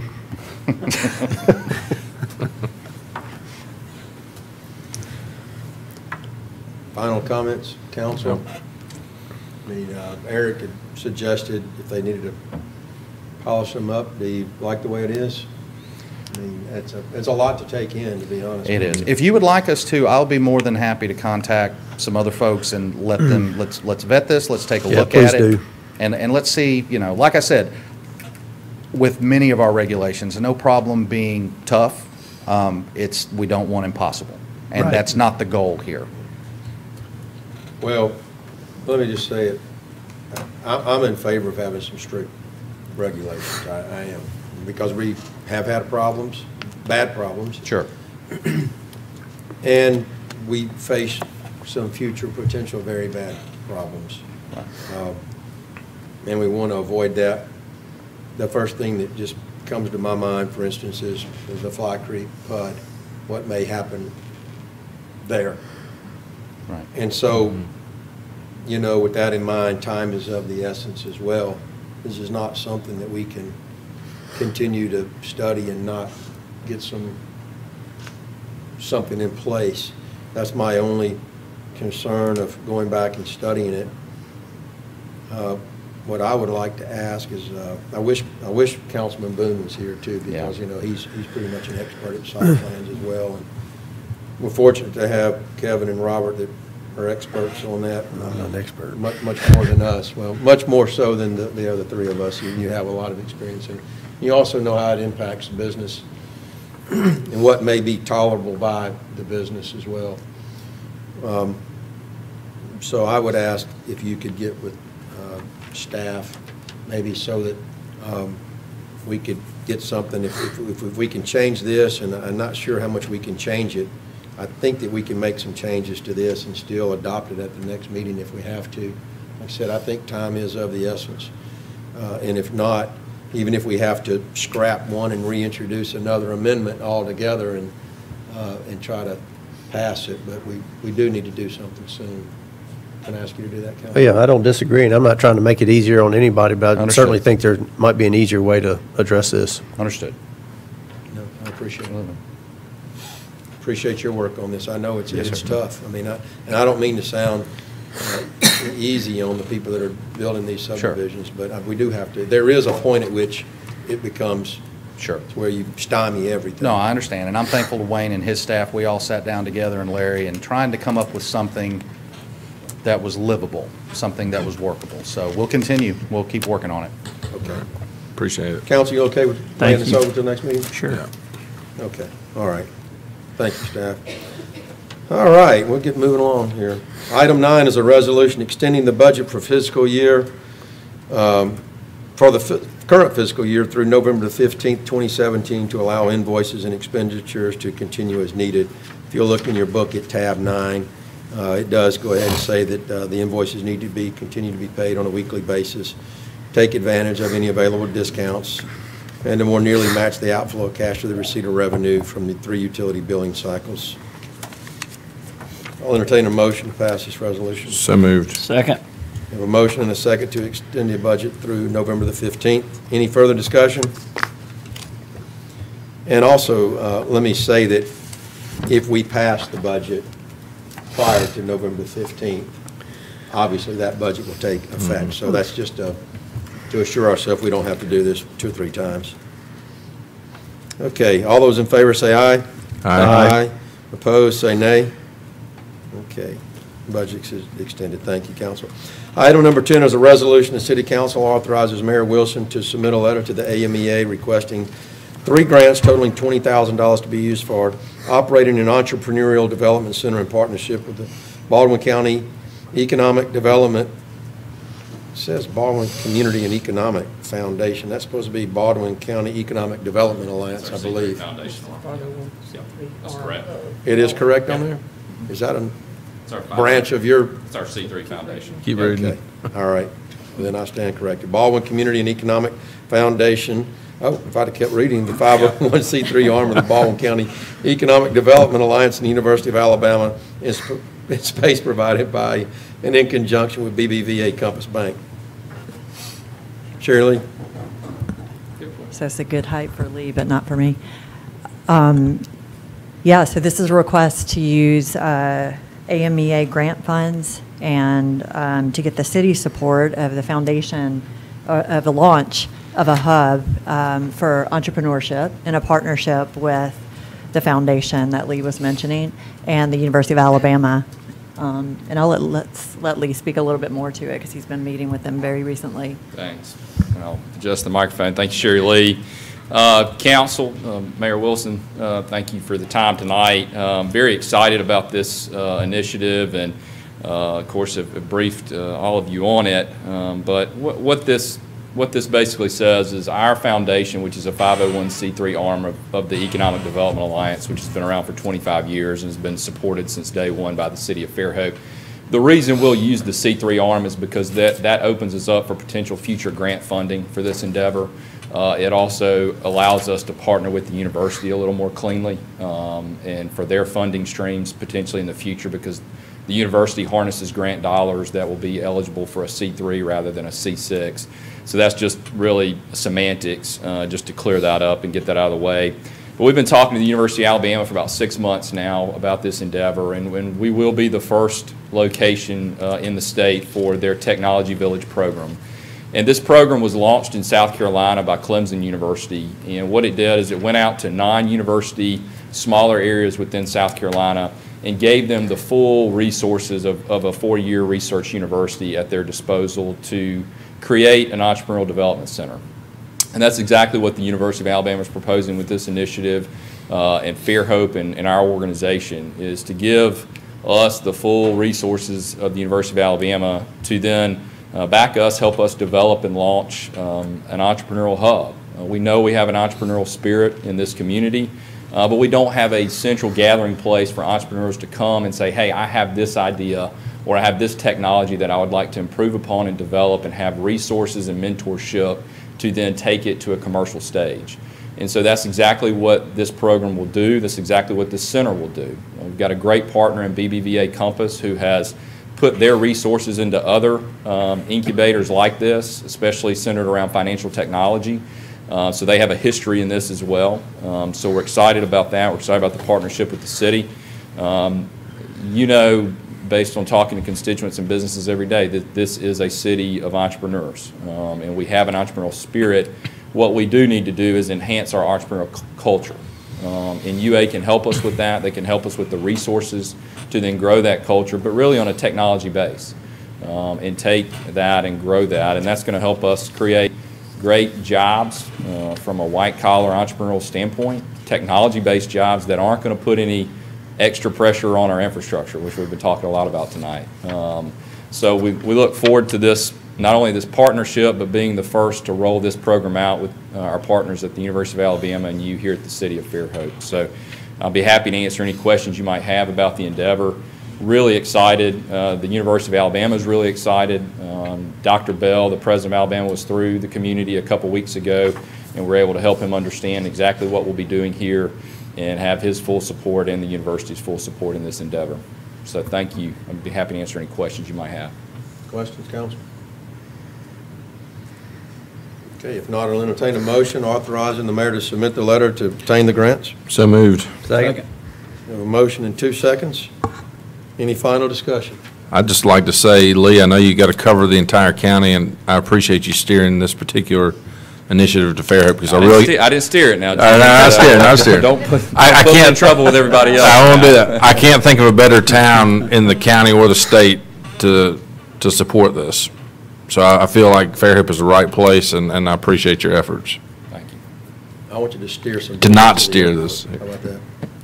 To get Lee off the hook, Mayor and I did meet with Alabama in about February, so we can put the mayor of Fairhope on the hook a little bit There we too go. with that and get Lee off. But thank you so much. Yeah, I mean, and that's the thing. We looked at the entire county for this opportunity, and of course, Mayor Wilson, you know, in her commitment to entrepreneurial development, we were able to kind of present an opportunity to the University of Alabama where Fairhope was their choice and their consultant's choice to say, hey, this is where we believe it's replicable. And UA plans to replicate this throughout the state on a couple other communities, but we will be the first one. And really, Fairhope really stood out as a great place to locate this endeavor. And we're going to have a name and a branding and a great thing that makes it really local to Fairhope and gives us a great identity to then go out and push out to potential entrepreneurs and first companies. And we're having meetings even this week with some potential first companies to start the center. We'll hire a full director that will direct the center that has experience in leading and guiding and mentoring entrepreneurs and then finding access to capital and getting these businesses commercialized. But we believe and we know that there's opportunity here. We think this can be a really special thing for Fairhope. I want to mention, do you want to mention the name idea, or is that not No, please, final? go ahead. Go ahead. Yeah. It is, and I love it, is Hatch. And one of the ideas that we would love to tie in is the fact that Fairhope Local was started for independent businesses, really entrepreneurs. And the logo for Fairhope Local is a pelican sitting in a nest with the slogan, "Invest in the Nest." So I do think that, you know, the marriage of the two would be great, so. All right, I do have a motion and a second. Any final discussion, council members? Okay, hearing none, all those in favor, please say aye. Aye. Opposed, say nay. Okay, motion passes. Thank you, council. Thank you, Lee. Thank you, Sherry Lee. Item 11 is a resolution the city council authorizes, some words missing there, I believe. City council, is that supposed to be authorizes? authorizes Mayor Karen Wilson to temporarily fill the position of purchasing manager and allow the temporary employee to work up to 40 hours each week, which does not include benefits as long as the employee does not work over the 90 days specified in Resolution 2852-17. Also want to turn your attention, if you looked at the resolution, it also states that, is there a word missing there as well? It says, whereas the city's desires to all, is that supposed to be to fill all? What does that mean? Okay, there's a, anybody else look at this tab? I think to fill instead of to all. I'm thinking that's supposed to be to fill all the temporary employee. I think just city's desires to fill the temporary employee. Yeah. Yeah. Does it mean to allow instead of all? Yeah. To allow, okay, thank you. What I requested was that the resolution that states that it's 29 hours, just in general, be 40, because, and I'm not sure if this is saying just for the purchasing manager. I just think that any full-time position, if it's temporarily being filled, we're not talking about benefits or other things. It's just, if that is if the full-time fill is needed, then they can work 40 hours. 29, I'm just not sure where that came from, but it just wouldn't make sense if someone's filling in for a full-time position. Yeah, I think it may have been just to avoid the benefits that had to be given due to the Affordable Care Act, and I don't know why, I guess if you can do it for 40 hours up to 90 days, I don't know why that was, but probably made sense at the time. I have a question about the, if the purchasing manager returns to work in, say, 30 days, will they still work 90 days? No, it was just for up until. Up to? Right. The original was up until, it's just a fill-in. Is that 90 days the magic number? If they work over 90 days, then we have to pay them benefits or something like that? Yes. Well, that is, but in this case, it was because that's probably the maximum amount of time that he would be off. But if we're filling this for, if we're making this in general, Permanent, then it would be just whatever the legal, so it's just not including benefits. Gotcha. Mayor, how many people do you think this would affect? How many people would go to? Just one right now. Just one? I would say that I wasn't aware of the original resolution. Your microphone's off. And I guess you still need to look at that, maybe legally, but why it would be 29 hours for us a week. 19 hours for us is part-time because of RSA, but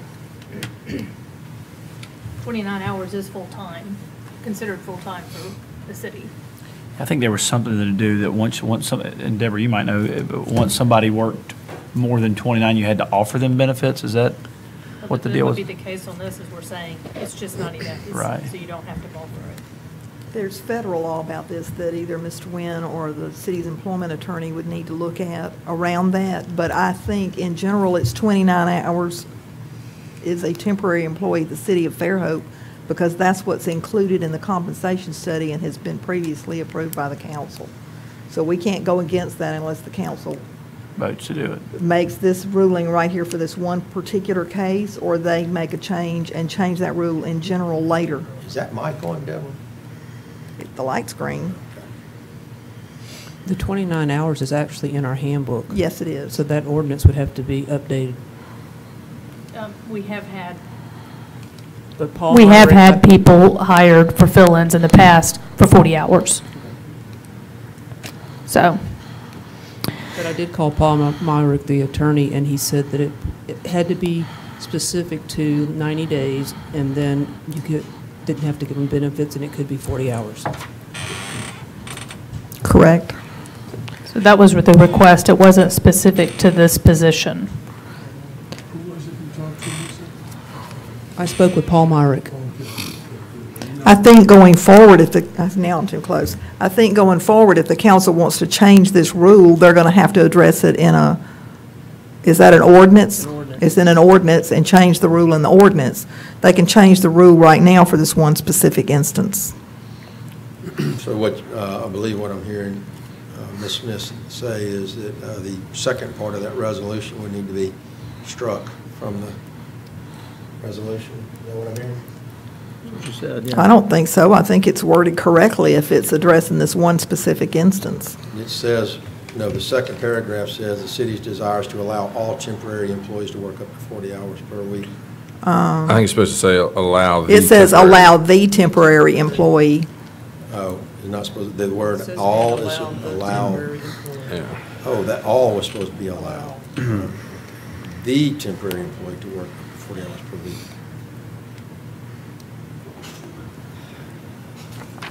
Yes, I think this one seems to be written correctly, but if we want to do something more, in a more general nature, we have to amend an ordinance. Is that right, Lisa? If you want to change the 29 days to 40 days, yes. Gotcha. You mean hours? Yeah, hours. Right, whatever. Same.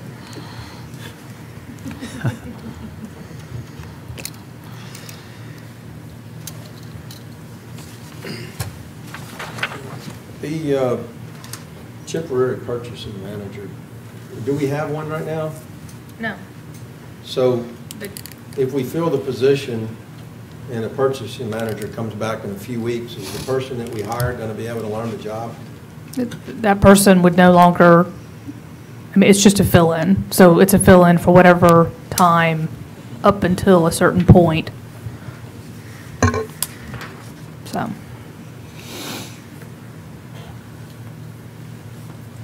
Okay.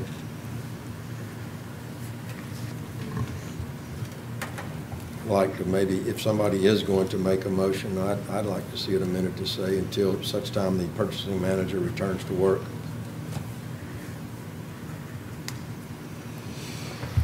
I don't mind making an motion and amending it to state that. Okay. There's a motion to amend the resolution as written.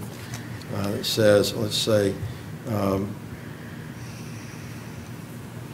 see, where could we put that in there? Jay, that's your expertise, or Tut. Allow the temporary employee to work up to 40 hours per week, which does not include benefits, as long as the employee does not work over the 90 days specified in the resolution. And you could just say and Oh. until. Or until. Or until the purchasing manager returns. If we fill it, I mean, you might want a little bit of overlap just to catch them up, but it wouldn't be, it wouldn't be necessary, and that wasn't the purpose of this, to go beyond that. Councilman Conyers, you, I don't disagree with that either. How do you want to amend it? I amend it to, let's see, amend it to state that 90 days specified in resolution, or 90 days or until the purchasing manager returns. And I mean, if you want to add an extra week in there. To work plus 7 days. Yeah, that's fine.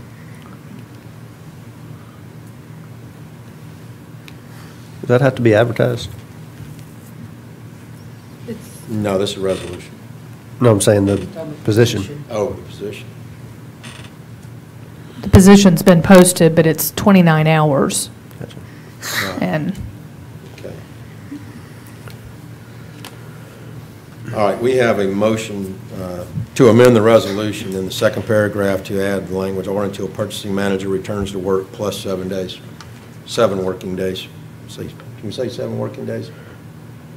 Jim? Yes, sir, 7, add that, 7 working days. As opposed to 7 calendar days. I'll second that motion.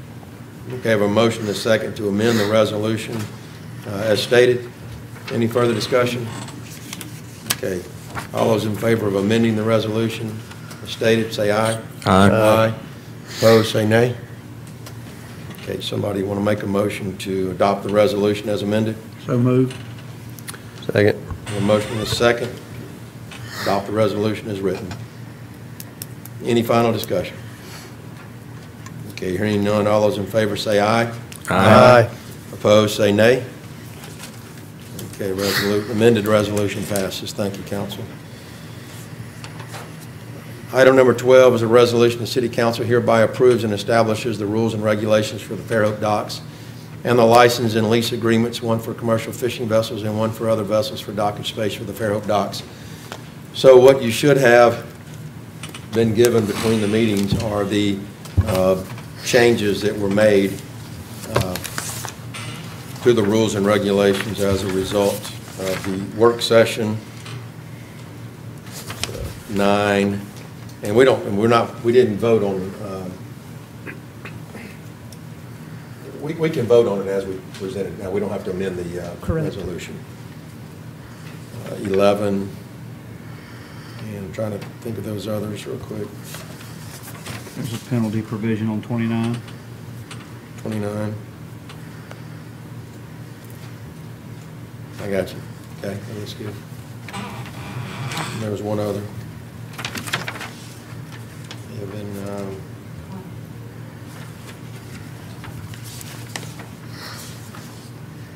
20, yes. Thank you. Okay. I'll entertain a motion to approve these rules and regulations and lease agreements. So moved. Second. A motion and a second to approve the rules and regulations and the lease agreements. Any final discussion?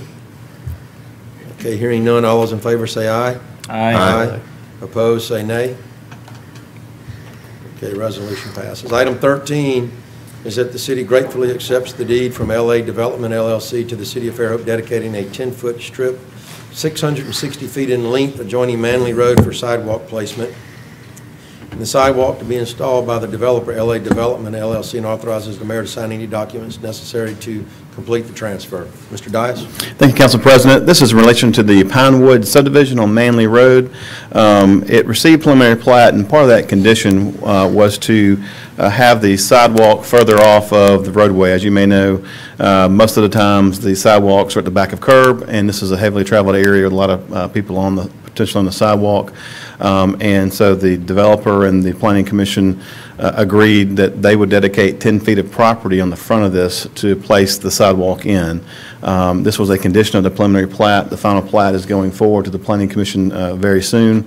This 10-foot dedication to the city for the sidewalk will fulfill that requirement by the Planning Commission. That development is the development just to the west of the soccer complex? Yes. And so it'll be on the south side of the road? I don't have the map in front of me, Yes. Council President. I apologize. I didn't bring the site plan with me. Yes, the subdivision's on the south side, so I'm assuming the deeding's on the south side. Yes. Right. Is there not this is great, but didn't Single Tax build a sidewalk on the north side? I think this is the one gap between the two. Okay. There's two sidewalks, and I think this development would fill those gaps and make a continuous sidewalk. Was that sidewalk already on the south side, or was it on the north side? I believe they crossed it. That I'm not sure of. You have to cross the street there, maybe, right, to get to it. That could be true, that's right. But this was a condition of the preliminary plat, and this is to fulfill that condition. Okay. All right, I'll entertain a motion to accept the deed for the land. So moved. Second. Now, 2 motions in 2 seconds. Out of 3 of you, that's pretty good. All right, any final discussion? All right, all those in favor of the resolution, please say aye. Aye. Opposed, say nay. Okay, resolution passes. Thank you. Thank you, Wayne. Item 14 is a resolution the City of Fairhope approves the procurement of flower plantings for the fiscal year 2018 for the Public Works Department for landscaping throughout the city. The flower plantings will be procured from Billy Harris and Associates, C.J.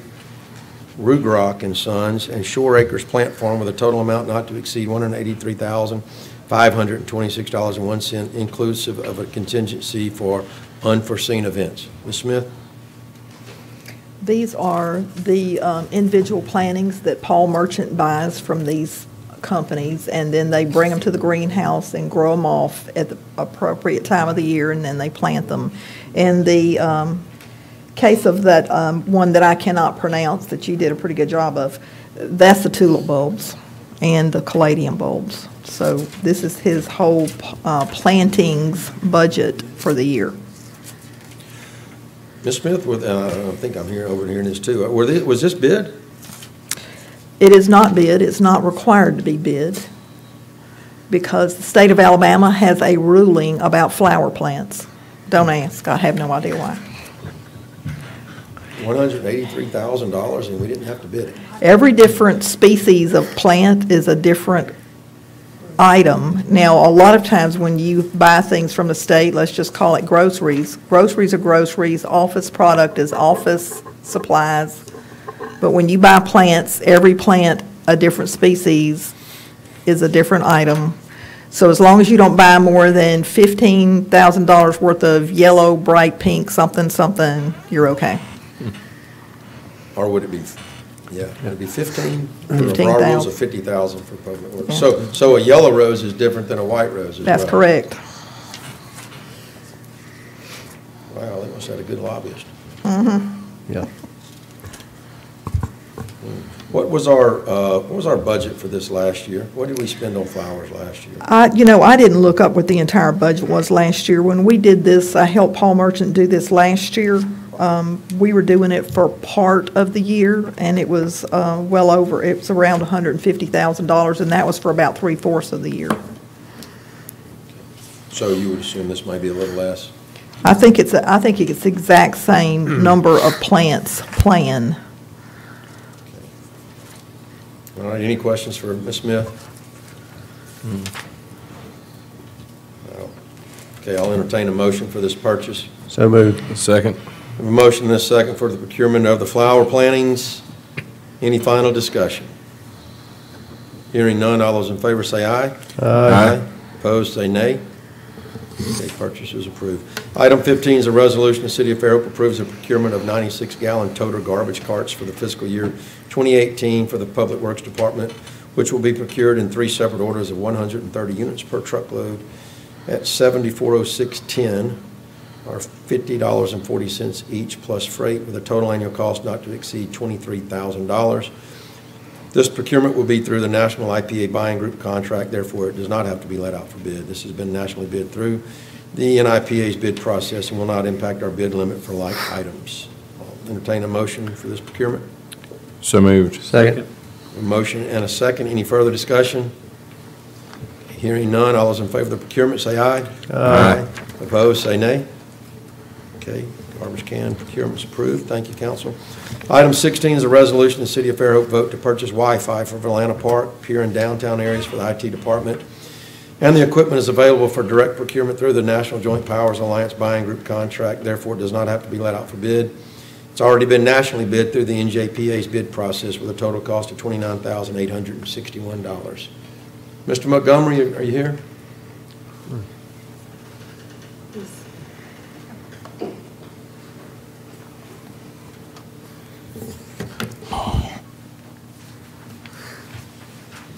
Yeah, so,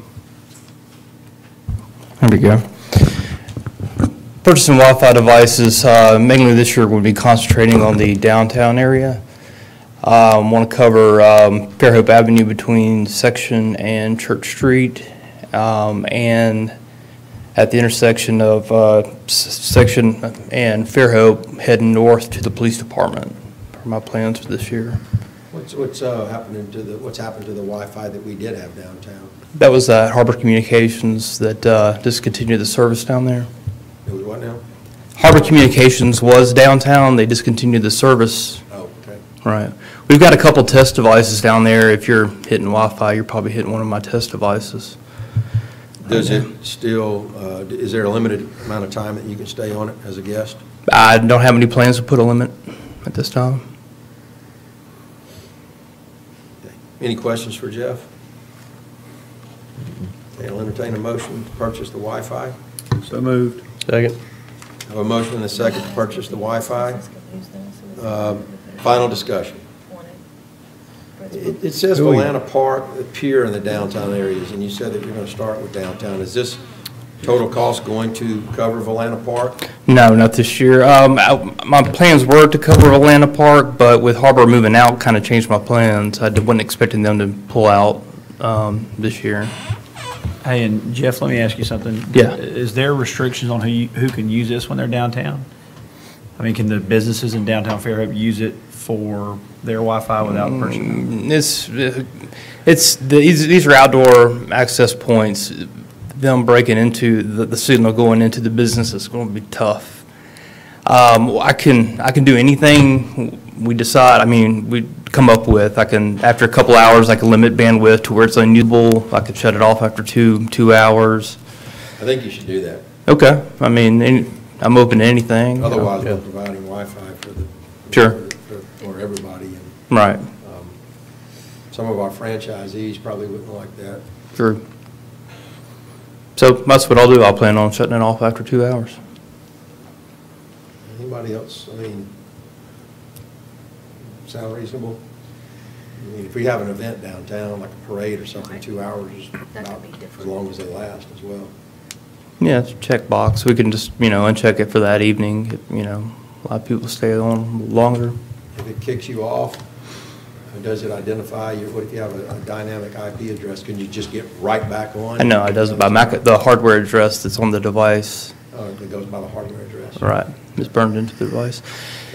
For Valana Park, what I could do, I do have several test devices downtown. I could move those test devices over to Valana Park, cover that area a little bit. Then hopefully it'll approve the budget for my Wi-Fi project for next year, and I could cover more Valana next year. Who are we purchasing it from? The manufacturer or the vendor? Yeah, the vendor. It just says we're purchasing it, doesn't say from who. CDW. CDWG. Okay, I'm sorry. I didn't. It's off of NJPA contract. What'd that save us? Do you know what that saves us? We had the MSRP on there. I'm not sure if you still have it in your packet. I think it was like 30%.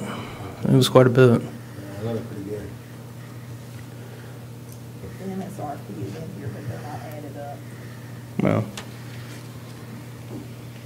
Okay. All right, I believe we have a motion and a second. Any final discussion? Okay, hearing none, all those in favor say aye. Aye. Opposed, say nay. All right, resolution passes. Thank you. Thank you, Jeff. Item 17 is a resolution the City Council approves engineering design technologies for an increase to the engineering fee and authorizes Mayor Karen Wilson to execute amendment number 1 to the contract and to approve engineering design technologies to let the bid for approved work for RFQ number PS 018-17, professional engineering services for repairs to the Quail Creek Clubhouse. Smith? Yes.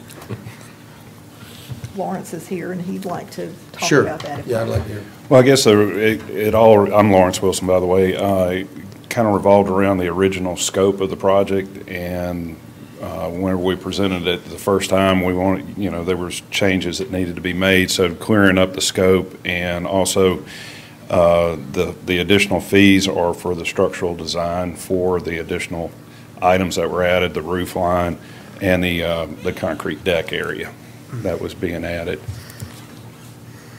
Okay. Any questions for Lawrence?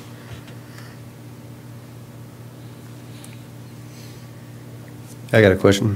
When do you think the documents will be ready to bid? I was just talking with David this evening, or this afternoon, and he said it'd take 2 to 3 weeks for us to get it all ready.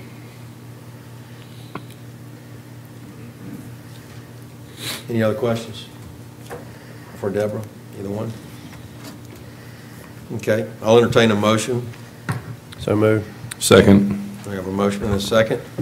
Any final discussion? Hearing none, all those in favor of the resolution, please say aye. Aye. Opposed, say nay. Okay. Thank y'all. Thank you.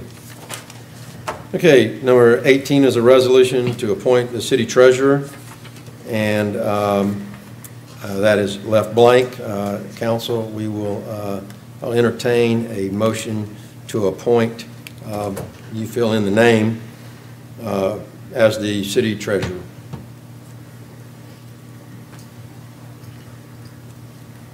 Anyone? What is his name, Michael? What's his last name? Michael Henson. Michael. Is that right? Pardon? Let me see.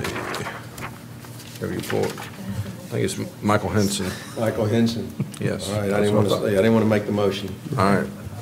Yeah, make a motion, we appoint Michael Henson as treasurer. Okay, I second that motion. okay. I have a motion and a second to appoint Michael Henson as city treasurer to fill the unexpired term of Deborah Smith. A question. Ms. Smith, I also, first of all, I want to thank you for your service to the city. Do we need to put in the salary for this? I just think it's a range. Well, I think that the one's already been made. I think that we should put in the salary. I think we should put in the salary. What? I do think we should. I think we should too. Who made the motion? Jimmy. Yeah, Jimmy? Is that something we make public, though? It's the public record. Yeah, it's public record. Yeah, it's public record. So unfortunately, I think it should be part of the resolution. I know that an offer's been extended and accepted. Jimmy, can I get you to withdraw that and Sure. get you to, let's amend that resolution to say, hereby appointed as city treasurer to fill the term, we will leave the city at a salary of $80,080, which was the agreed upon amount. Why the extra $80? Because it comes out to $38.50 times 2,080. Okay. All right, so moved. Okay. Second. I have a motion to amend the resolution to include the salary, at a salary of $80,080. All those in favor say aye. Aye. Opposed, say nay. Now, I'll entertain a motion for final adoption of the amended resolution. So moved. Second. We have a motion and a second. Any final discussion? Okay, on the appointment at the aforementioned salary of Michael Henson as city treasurer. All those in favor say aye. Aye. Opposed, say nay. Okay, appointment is made. Thank you. Item 19 is an application for a special events license by William Boyd Little for Oak Hollow Farms for the 2017 Oak Hollow Farm Angel Ride Concert on 14210 Greeno Road, Fairhope, Alabama, on October 28, 2017. Chief Pettis, do you know of any reason to deny this application? No, sir, this is an annual event. Okay. Any questions for the chief? If none, I'll entertain a motion to approve the application. So moved. Second. A motion and a second to approve the application for a special events license. All those in favor say aye. Aye. Opposed, say nay. Okay, application's approved. Item 20 is an application for a beer/wine off-premises license by Nishit Patel for Fairhope Marathon Corporation doing business as the Fairhope Marathon located at 8961 Fairhope Avenue, Fairhope, Alabama. Chief Pettis? All the paperwork is in order for this one also. Okay. Any questions for the chief? I'll entertain a motion to approve this application. So moved. Second. A motion and a second. Does it have the date? Does the date stated? When is the date of this event? October 28th. Where is that? It's a gas station. Oh, that's for the gas station. I'm sorry. All right. Oh, the Fairhope Marathon. I'm sitting there thinking it's a Fairhope Marathon. How fast I'm reading. Fairhope Marathon Corporation. I'll be okay. Well, this thing makes sense that a marathon corporation would put on a marathon. That's bad. Okay. We have a motion and a second. All those in favor of approving the application, say aye. Aye. Opposed, say nay. All right, application's approved. Public participation. If you have anything else to bring forth before the council, please come forward and state your name and address for the record. Good evening, council. My name is John Manellis. I live at 104 White Avenue in Fairhope. Council President, rather, Burrell, you raised during the working session an issue that I think is concerning a lot of our residents in Fairhope, and specifically you stated that you'd received a lot of calls about bacterial contamination in our local waterways, specifically Fly Creek and the surround.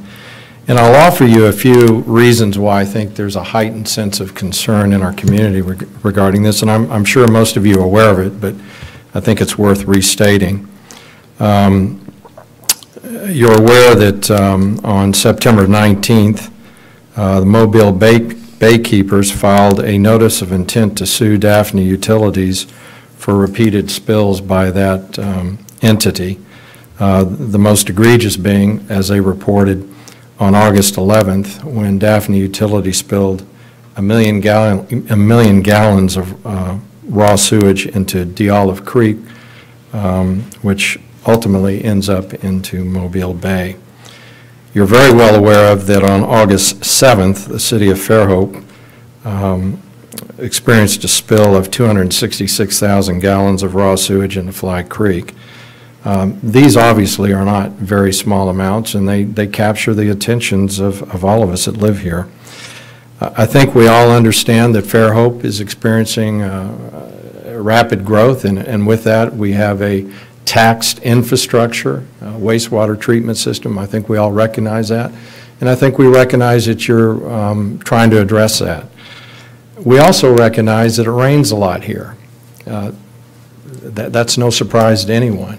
And the reason I cite that is because we can't allow that to be an excuse or to be complacent about these type of occurrences. And I'm not suggesting that any one of you are, but we look to these meetings, we look to notifications as feedback to the citizens as to what you folks or what the elected officials of this city are doing to kind of mitigate this risk. And I would suggest that the fact that the systems now are taxed to its limit and the fact that we've had a lot of rain are a reason to be even doubly or more vigilant about these types of potential occurrences. So I would offer a suggestion. I think it would be helpful, and I don't know what form it would be, for the council or the city to routinely update the citizens as to what you're doing to address some of these concerns. You raised a very valid concern, Councilman Burrell, about Fly Creek. And, you know, we continually hear, well, it rains a lot and stuff. Well, yeah, okay, but still, it's a concern. If you look at some of these bacterial level rates, they are off the charts on several of the dates where this has occurred. Another thing that I would suggest too is that again, just being a citizen, listening to the reason behind the spill that occurred at the lift station that put 266,000 gallons into Fly Creek. It was reported, and I'm not an engineer, and some of you are, but it was reported that there was a blown fuse at the lift station. I guess those types of things happen. But it was also reported that the SCADA system relied on the same electricity to its reporting mechanism at the lift station to report back to the central station that an outage occurred. And because of that, it wasn't reported till that Monday morning. Now, I don't know if I'm being accurate about that, but the whole point of suggesting that to you is it would be helpful to the citizenry to know, I don't know how many lift stations we have. Have you held your department head accountable to look at each and every one to assure that if a blown fuse occurs again at any of these lift stations, which is likely to occur from time to time, that the reporting system is on a different electrical grid or it has some type of battery backup to where this doesn't occur again? So again, I just offer that as some suggestions to the city to kind of help keep us informed. So in response to your comments at the work session, I think that might be helpful. Thank you. John, let me also state that your statements about the blown fuse are accurate, that the SCADA system could not communicate. Let me also say that there is a battery backup on the SCADA system, but it just couldn't get through the circuit. So what I had recommended to staff was that if you don't get an all clear signal, then it should trigger a trouble signal. In other words, you shouldn't be told when you have a trouble signal is great, except when you can't get the trouble signal. So it should ping the system every so often and say it's all clear. And if we don't get an all clear signal, whatever is a reasonable time, whether it's 15 minutes, 20 minutes, half hour, I don't know, somewhere, I guess somewhere between 15 minutes and an hour, then it would trigger a trouble signal saying you better check this because we're not getting an all clear signal. In fact, we're getting no signal, which was my solution to that. I don't know, I don't see Mr. Peterson and Ms. McCrory's out right now with surgery, but that's the question that was asked. And I think, Mayor, do you know? Well, I wanted just to add to that, the big solution is when we had the sewer plant built in 2012, the next step was to look at all of the lines, lift stations, and all that. That didn't happen. We put in a study, we have it back, it's still the same. We've got to replace these. So now we've identified the ones that are at the most capacity. These are the ones that are going to be, that we're going to start with. But what I've put in this budget is the whole shebang, which includes a new sewer plant at Quail Creek, where the effluent can water the golf course. I put that in there only because, y'all will edit it accordingly, but that will fix, a majority of the problems, because that's where the growth is. This is not going to happen overnight, but it is the long-term solution. And we're always going to have, overflows. It's not always, but we want to make sure that those, happen fewer and fewer. And the sewer spills that we have had in the past, they've happened. We are putting them out there in a more public way because we want to make sure the citizens know about it, and we know we have to do something about it. But do understand, these sewer spills have been happening for a very long time. And the solution really is we have what we need to do immediately, a plan for what we need to be doing immediately, and then we have the ultimate plan, and that is to start a new sewer plant. That's in the budget. And the Woodlands overflow would have been identified and say, if they took my method of just reprogramming some software, turning some dials and telling it to notify, probably would have been a spill of 3 or 4 or 5,000 gallons instead of 266, was just with that simple change. And also, John, to your point about the way that lift station was set up that spilled into Fly Creek, it was on a fuse system. That's the first problem they've had with the way that configuration was in that lift station. So they went in and put in a breaker system, which is going to be less likely to trip when there is some kind of surge or whatever to that system. And they did locate the rest of the systems within the city. I think there's 69 lift stations, 62 lift stations in the city. They figured out which other lift stations had that same configuration within it and have replaced those as well. So you don't know you have a problem until you have a problem. So that problem that was recognized with that one lift station has been addressed with similar components throughout the rest of the system. And then also I want to make sure, the treatment plant is running at less than 50% capacity. So people that saying the sewer plant is overflowing or is, dumping raw sewage in the bay that's incorrect. Yeah. It could have made it to the plant had the power not gone down. And a backup generator, no backup generator in the world would have worked because it couldn't have got power through the panel to the pump. And like Councilman Brown said, we don't make excuses, but that's what happened. Well, and I appreciate, Councilman Brown, what you said. And again, these are things that I wasn't aware of. It would be good to get that information to know, because obviously none of you want this to occur, and I'm sure the department heads don't as well. But I think with the recent activity out of Daphne Utilities and our spill and the continued Fly Creek issue, it's on a lot of folks' minds. And I just think giving continual feedback to the community would be helpful to let us know what our elected officials are doing to address it. So thank you. Thanks, John. Anyone else?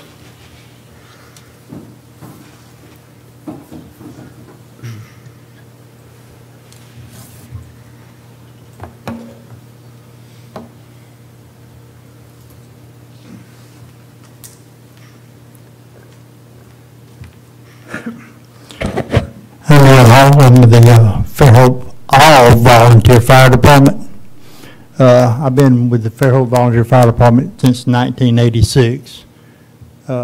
I have some good news tonight. My son is also with the fire department. He is a captain out at Station 3, which is the airport.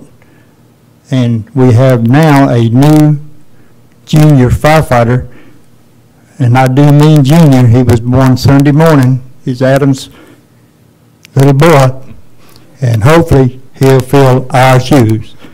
Thank you. Keep replacing yourself. Congratulations. Congratulations. Congrats. Congratulations. Yes, thank you. Anyone else? Okay, I'll close public participation. I'll entertain a motion for adjournment. Second. All those in favor say aye. Aye. Opposed, say nay. All right, we're adjourned.